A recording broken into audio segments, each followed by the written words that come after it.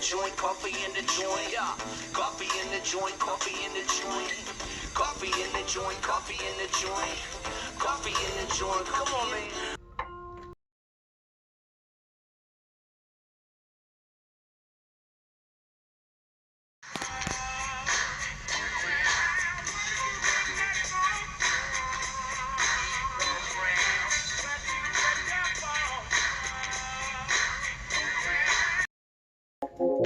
20-year veteran of the cannabis industry, mostly been involved in patient advocacy. Please support my efforts to spread knowledge around terpenes.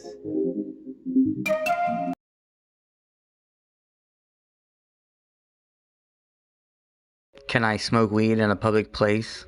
Here's a refresher on California cannabis law. Smoking in public. It's illegal to smoke weed in public, in case you didn't know. If you're caught, you can be fined up to $100 and up to $250 if you're in an area where smoking tobacco is prohibited. And this is why we need more legal cannabis consumption lounges, because everybody deserves a safe place to consume their cannabis. Smoking bans, including vaping, have been spreading across the state for people who live in apartments or dwellings with shared walls. Does your city allow consumption lounges yet? If not, contact your city council members and mayor and let them know you support. I had an interesting conversation with my bartender on New Year's Eve. They mentioned how juniper berries are a key ingredient in gin and how the scent and flavor stood out to them. I couldn't help but ask if they had ever heard of terpenes. They said they had not. So I schooled them on some terpene education right there, and we looked up the terpene profile in ginger on the spot. This essential oil contains terpenes: pinene, myrcene, limonene, linalool, geraniol, borneol, and their proportion varies. Pinene is the most predominant terpene in juniper. Juniper then lends itself to four main areas of gin recipe flavors, namely herbal, spiced, floral, and fruity. You can study these terpenes with my terpene flashcards. All are listed.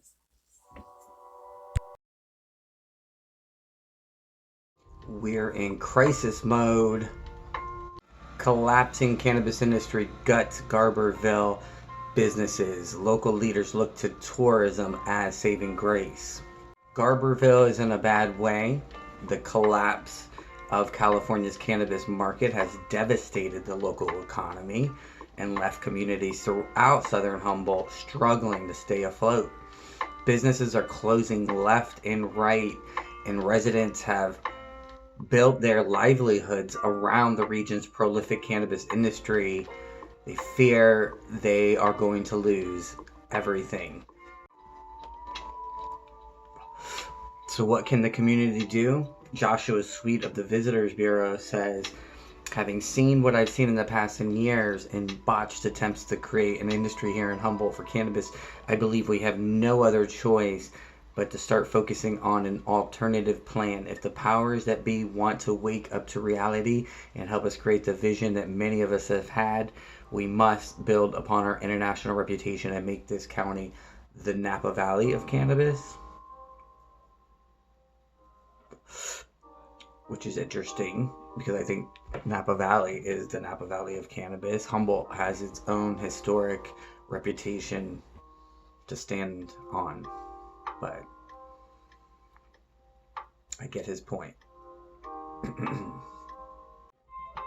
Although just about everybody can agree that promoting tourism is a win-win situation. The question is, how do we do it successfully?